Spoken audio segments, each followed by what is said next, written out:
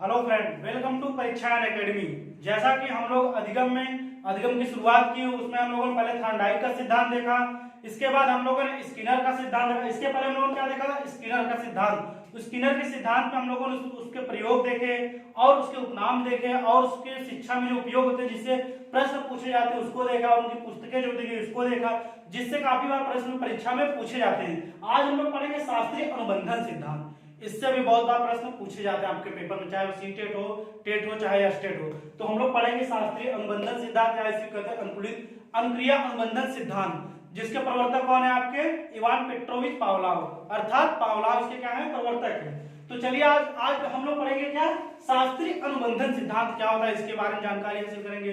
फिर देखेंगे, एक एक करके देखेंगे, उपनाम देखेंगे, इनका प्रयोग जो इन्होंने बहुत महत्वपूर्ण इनका प्रयोग हुआ उसको देखेंगे।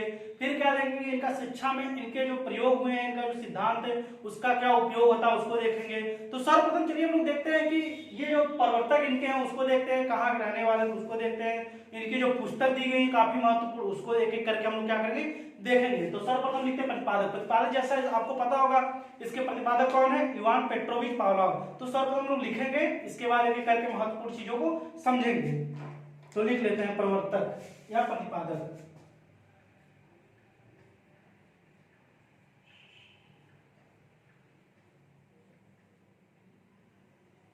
प्रतिपादक प्रतिपादक आपके कौन है? Ivan Petrovich Pavlov. पूरा नाम इनका है इवान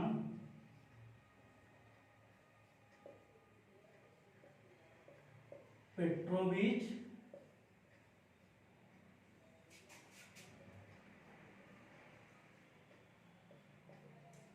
पावलोव। और इनका जो जन्म माना जाता है, मृत्यु माना जाता है, उसमें काफी मतभेद है, लेकिन जो महत्वपूर्ण माना जाता है उसको हम बता रहे हैं। आपका है 26 सितंबर 1849 से 27 फरवरी 1936 तक। कितना है? 26 सितंबर 1849 से 27 फरवरी 1936 तक। और ये कहाँ के रहने वाले? तो ये आपके रहने वाले निवासी थे जो रूस के क्या थे? ये शरीर शास्त्री या शरीर वैज्ञानिक थे।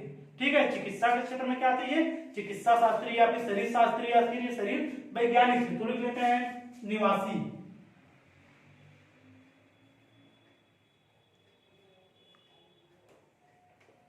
निवासी कहाँ के थे? ये रूस के। रूस के या क्या थे? शरीर वैज्ञानिक, अपनी शरीर शास्त्री लिख सकते हैं आप इसको।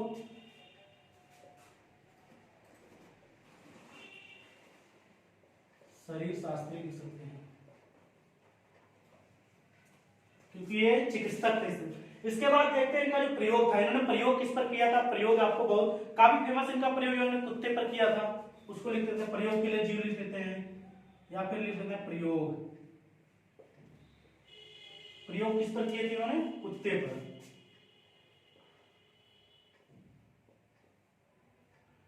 कुत्ते पर भी। और सबसे महत्वपूर्ण इनकी जो पुस्तक है उसको लिख देते हैं। पुस्तक का नाम क्या है उसको लिख देते हैं, बहुत महत्वपूर्ण है। पुस्तक इनकी एक पुस्तक है कंडीशन रिफ्लेक्शन।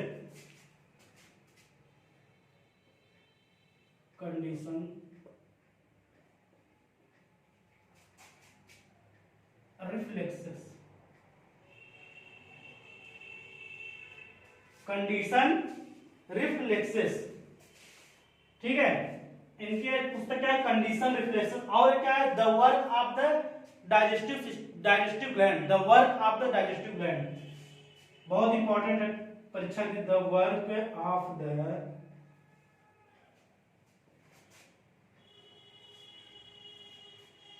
डाइजेस्टिव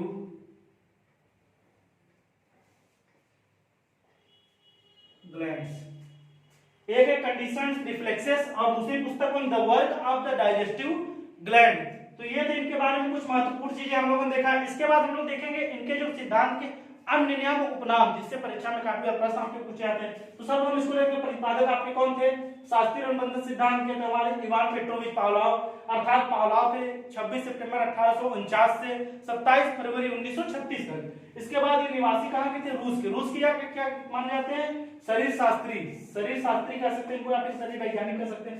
फिर प्रयोग इन्होंने किस पर किया था? कुत्ते पर। इसके बाद इनकी पुस्तक है कंडीशन रिफ्लेक्सेस, एक पुस्तक कंडीशन, और भी पुस्तकें, सबसे महत्वपूर्ण पुस्तकें जो बता रहे हैं जो परीक्षा में काफी बार पूछी जाती है, पूछी गई, कंडीशन रिफ्लेक्सेस। और एक पुस्तक है the work of the digestive gland, the work of the digestive. और ये सिद्धांत इन्होंने कब दिया था? 1904 में, जिस पर इनको नोबेल पुरस्कार मिला, उसको हम आगे बताएंगे, उसको नोट पॉइंट करके हम लोग लिखेंगे। इसके बाद चलिए देखते हैं सिद्धांत के अन्य नाम या उपनाम देखते हैं। सिद्धांत के अन्य नाम या उपनाम, उसको हम लोग देख लेते हैं, क्योंकि उससे प्रश्न काफी बार परीक्षा में आपके पूछे जाते हैं।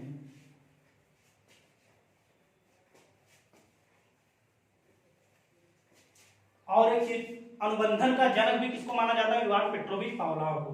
सबसे महत्वपूर्ण अनुबंधन जो हमारा होता है, अनुबंधन का जनक किसको माना जाता है? Ivan Petrovich Pavlov. ठीक है, अनुबंधन क्या होता है? उद्दीपक तथा अनुक्रिया के बीच साहचर्य स्थापित करना हमारा अनुबंधन कहलाता है। उद्दीपक तथा अनुक्रिया के बीच साहचर्य स्थापित करना हमारा क्या कहलाता है? उद्दीपक कहलाता है। अनुबंधन कहलाता है। अनुबंधन के जनक कौन माने जाते हैं? Ivan Petrovich Pavlov. चलिए देखते हैं, हम लोग लिख लेते हैं सिद्धांत के अन्य नाम। हेडिंग डालते हैं सिद्धांत के अन्य नाम।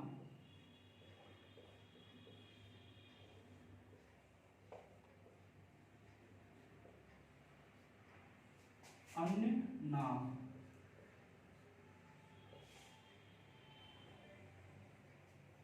सिद्धांत के अन्य नाम, पहला लिख लेते हैं। पहला अनुकूलित अनुक्रिया अनुबंधन सिद्धांत, एक एक करके हम लोग लिख लेते हैं। अनुकूलित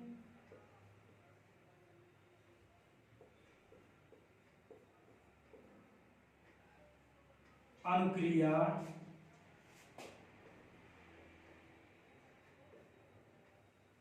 अनुबंधन सिद्धांत।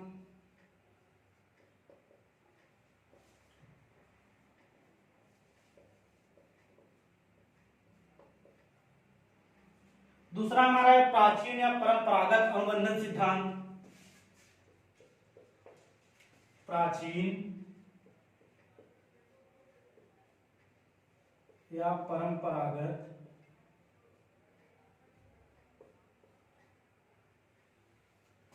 अनुबंधन सिद्धांत।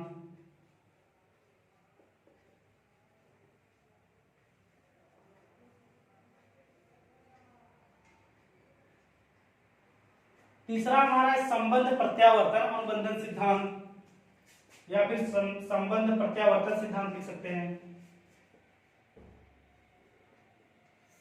संबंध प्रत्यावर्तन सिद्धांत।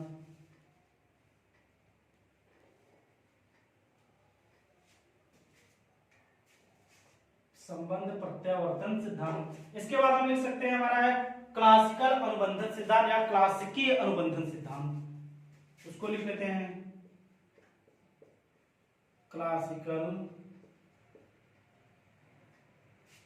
अनुबंधन सिद्धांत।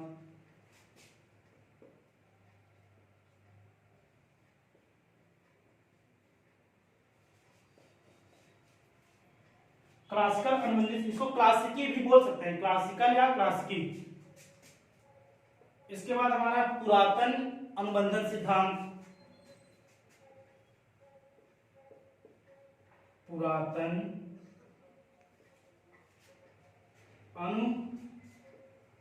अनुबंधन सिद्धांत।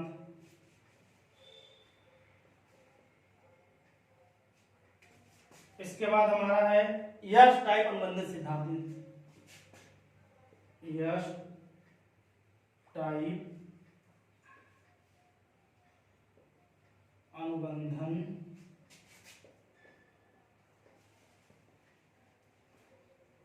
सिद्धांत। तो ये थे सिद्धांत के अन्य नाम। अन्य नाम या उपनाम, जिससे काफी परीक्षा में आपके प्रश्न पूछे जाते हैं। तो पहला हमारा क्या था? अनुकूलित अनुक्रिया अनुबंधन सिद्धांत। अनुकूलित अनुक्रिया अनुबंधन सिद्धांत। दूसरा है प्राचीन या परंपरागत अनुबंधन सिद्धांत। प्राचीन या परंपरागत। तीसरा हमारा क्या? संबंध प्रत्यावर्तन सिद्धांत। फिर हमारा क्या है क्लासिकल या क्लासिकी अनुबंधन सिद्धांत, फिर है पुरातन अनुबंधन सिद्धांत, और लास्ट हमारा यश टाइप अनुबंधन सिद्धांत। तो ये थे सिद्धांत के अन्यनाम या उपनाम। इसके बाद हम लोग नोट पॉइंट में कुछ करके लिख लेते हैं। सन 1904 में पावलोव को चिकित्सा के क्षेत्र में नोबेल पुरस्कार दिया गया था। इसको हम लोग लिख लेते हैं क्योंकि 1904 में उन्होंने सिद्धांत दिया था। नोट पॉइंट करके उसको भी लिख लेते हैं।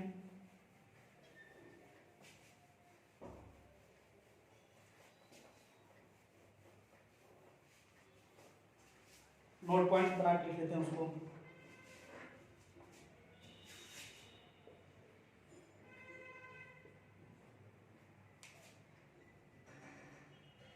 सन 1904 में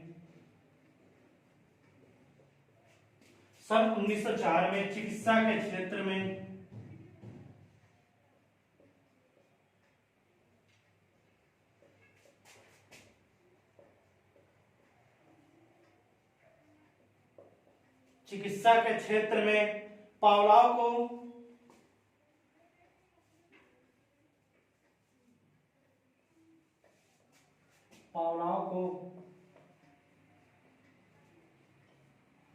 नोबेल पुरस्कार दिया गया था।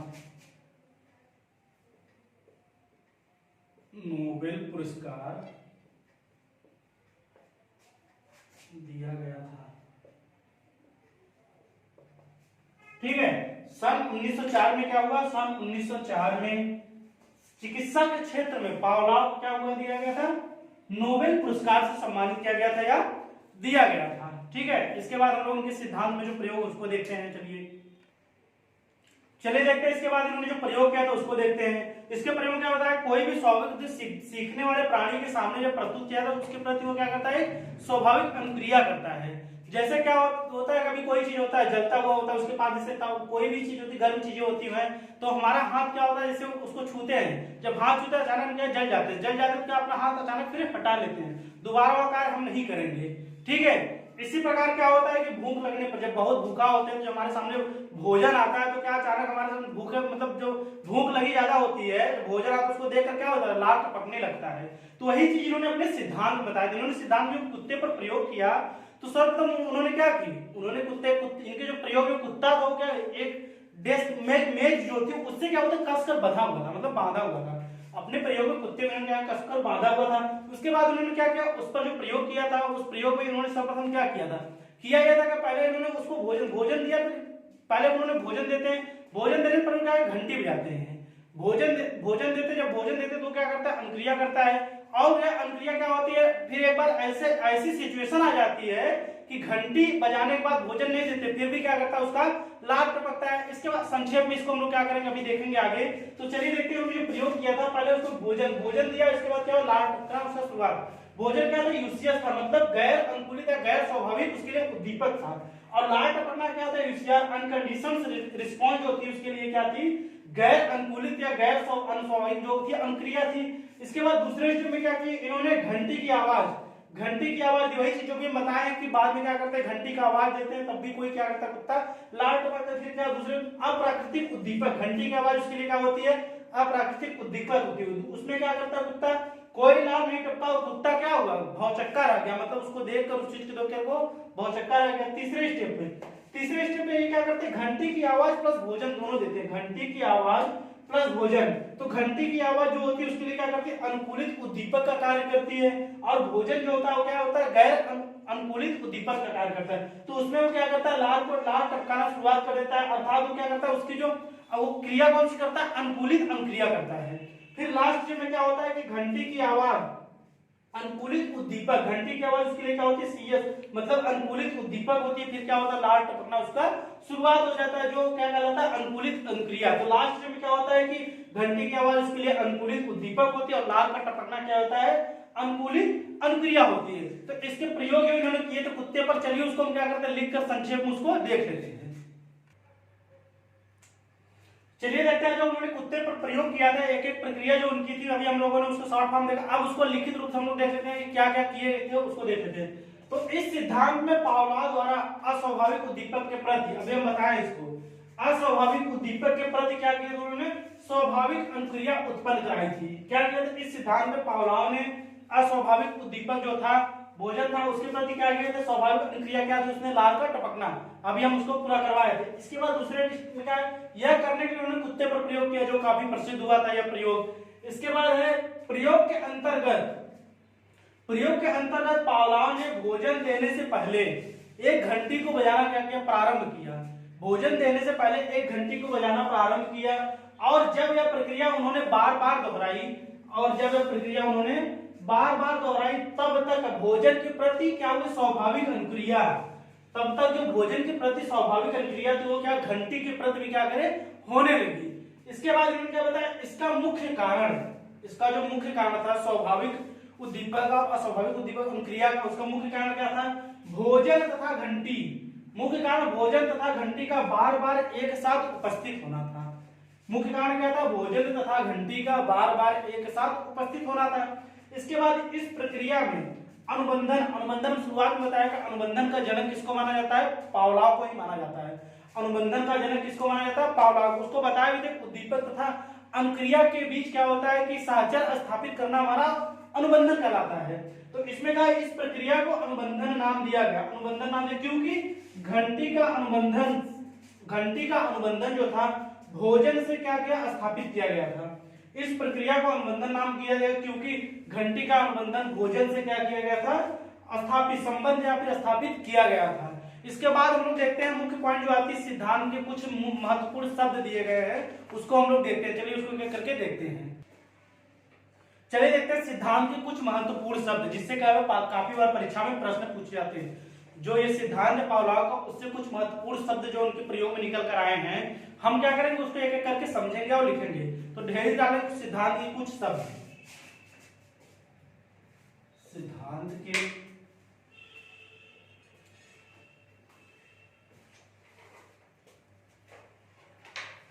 कुछ शब्द,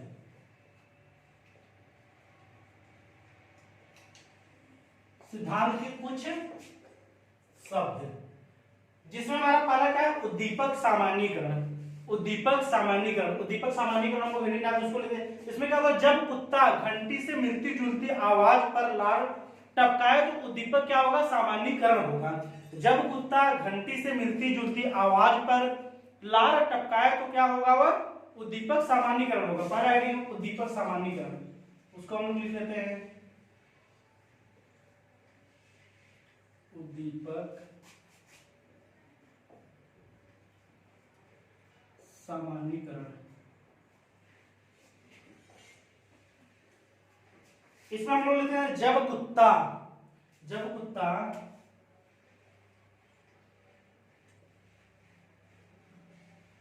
घंटी से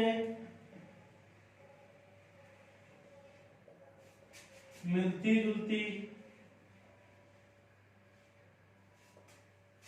जब कुत्ता घंटी से मिलती जुलती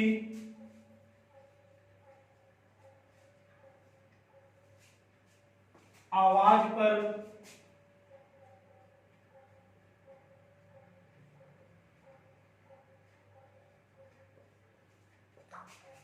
लार टपकाए तो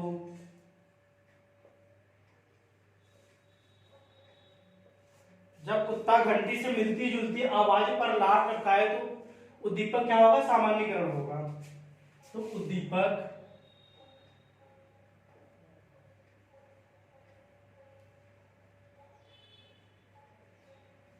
सामान्यीकरण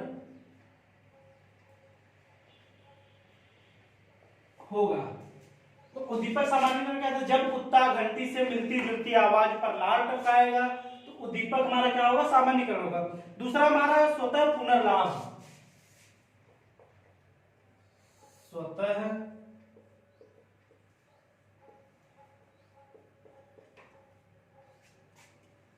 पुनर्लाभ, स्वतः पुनर्लाभ। इसमें क्या कहें, घंटी की आदत डालने के बाद, घंटी की आदत डालने के बाद चाहे जब भोजन पेश किया जाएगा तो कुत्ता क्या करेगा, लार टपकाएगा। इसको लिख लेते हैं घंटी की आदत, घंटी की आदत डालने के बाद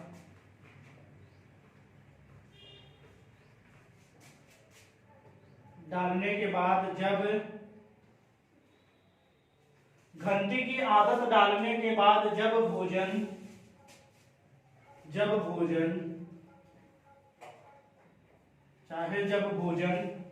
पेश किया जाएगा तो कुत्ता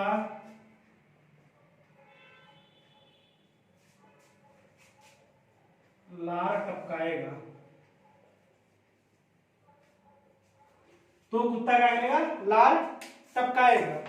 घंटी की आदत डालने के बाद जब भोजन पेश किया जाएगा तो कुत्ता क्या करेगा? लार टपकाएगा। इसके बाद है तीसरा हमारा विलोपन।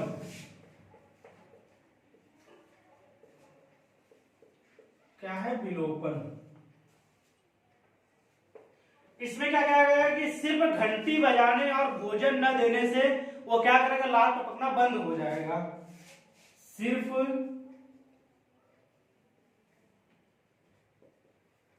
घंटी बजाने या भोजन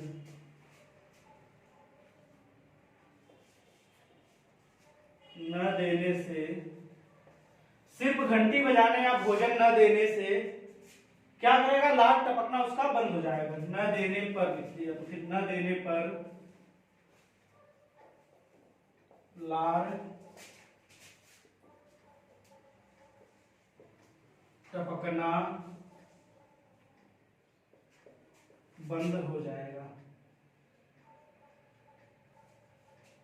सिर्फ घंटी बजाने या भोजन न देने पर क्या होगा? लार टपकना बंद। इसके बाद चलिए हम लोग देखते हैं प्राकृतिक उद्दीपक। प्राकृतिक उद्दीपक प्रयोग उनके क्या था? पावलाव ने जो प्रयोग किया था उसमें जो महत्वपूर्ण शब्द उन्होंने बताए थे, उसमें जो हमारा प्राकृतिक उद्दीपक था उसको क्या था? प्राकृतिक उद्दीपक वो था हमारा जिसकी आदत उसमें न डाली गई हो। जिसकी आदत न डाली गई वो हमारा क्या था? भोजन था। उनके प्रयोग में जिसकी आदत न डाली गई वो क्या था? भोजन। तो हम लोग उसको लिख लेते हैं प्राकृतिक उद्दीपक। लिख लेते हैं प्राकृतिक उद्दीपक क्या था?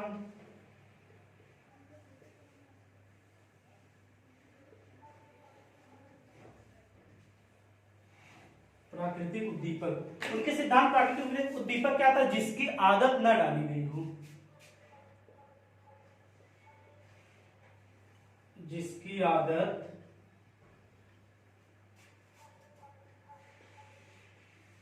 न डाली गई हो, अर्थात वो क्या था उसमें? भोजन। हमने शुरू में इसको बता दिया था, भोजन। ठीक है। इसके बाद हम लोग देखें अनुकूलित उद्दीपक क्या था। अनुकूलित उद्दीपक देख लेते हैं।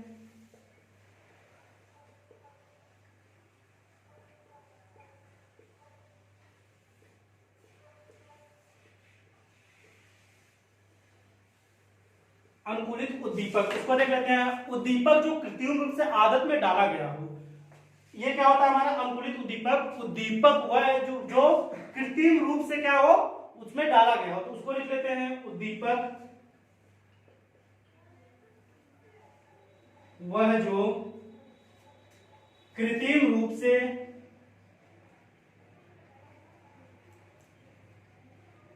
आदत में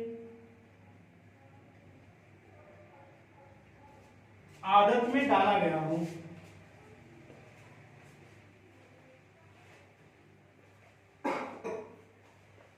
उद्दीपक का जो कृत्रिम रूप से आदत में डाला गया हो वो क्या था? घंटी की आवाज थी। उसमें क्या था? वह घंटी की आवाज।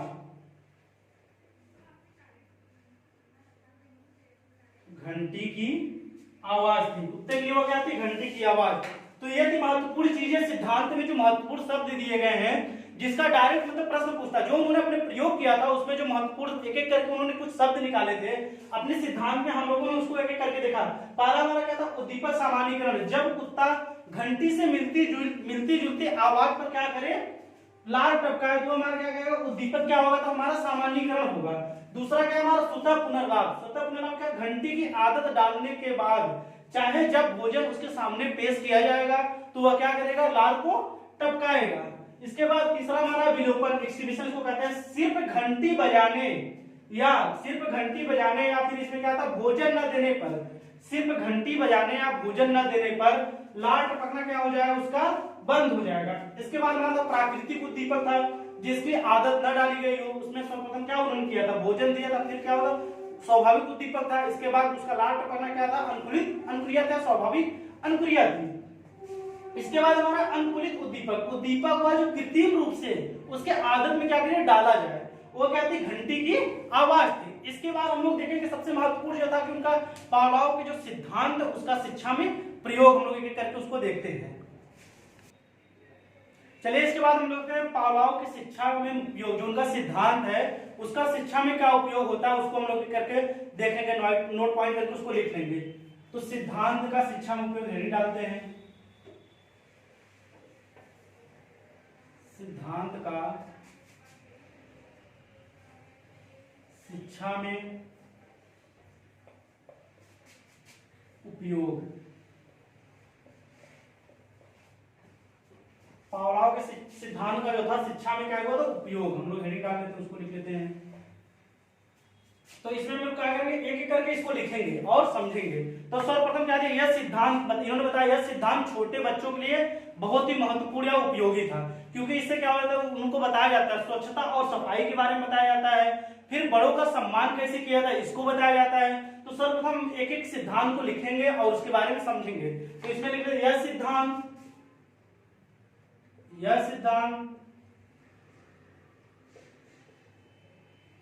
छोटे बच्चों के लिए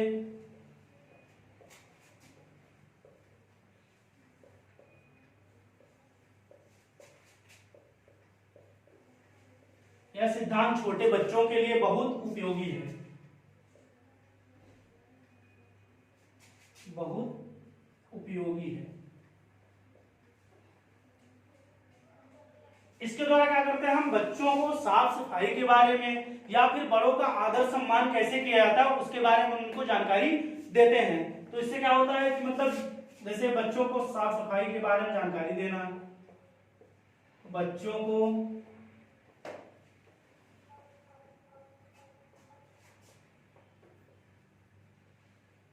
साफ सफाई के बारे में जानकारी देना,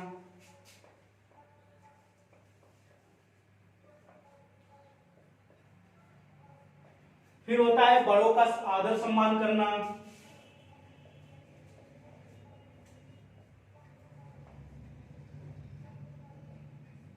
बड़ों का सम्मान करना आदि चीजें इस सिद्धांत के द्वारा क्या होता है बताई जाती हैं। इसके बाद इन्होंने कहा है कि उचित आदतों रुचियों अभिवृत्तियों का क्या होता है समुचित विकास होता है। इस सिद्धांत के द्वारा क्या होता है उचित आदतों रुचियों अभिवृत्तियों आदि का क्या होता है समुचित विकास होता है, उसको हम लोग लिख लेते हैं उचित आदतों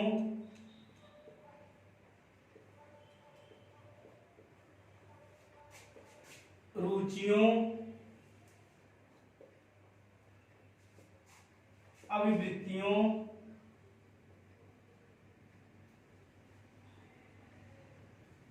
का समुचित विकास होता है।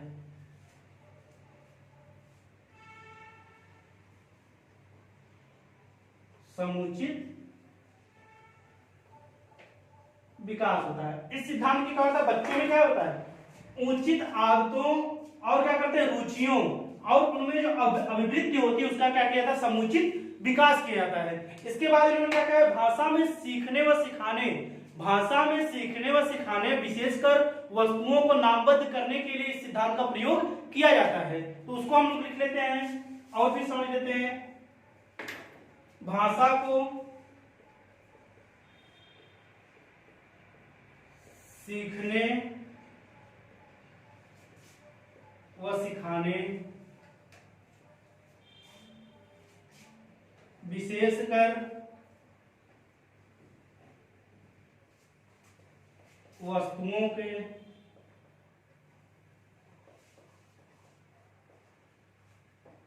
नामबद्ध भाषा को सीखने व सिखाने विशेषकर वस्तुओं को नामबद्ध करने के लिए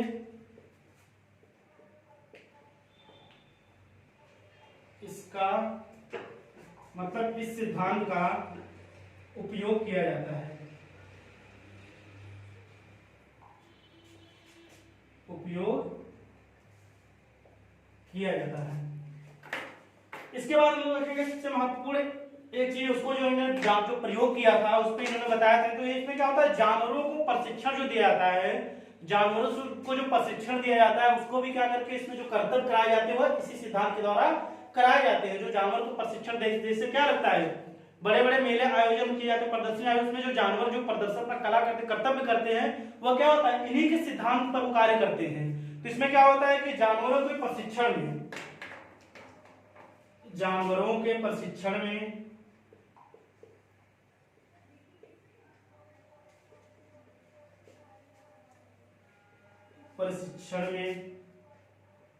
इसी सिद्धांत का प्रयोग करके, इसी सिद्धांत का प्रयोग करके उनसे कर्तव्य जो होते हैं कराए जाते हैं।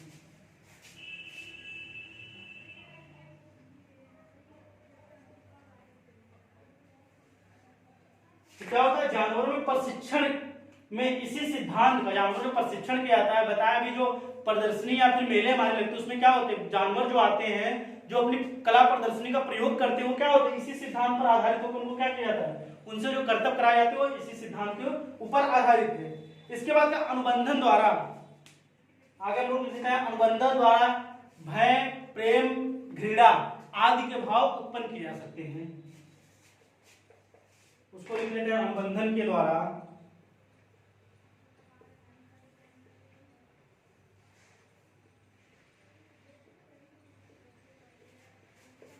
भय, प्रेम, पीड़ा आदि के भाव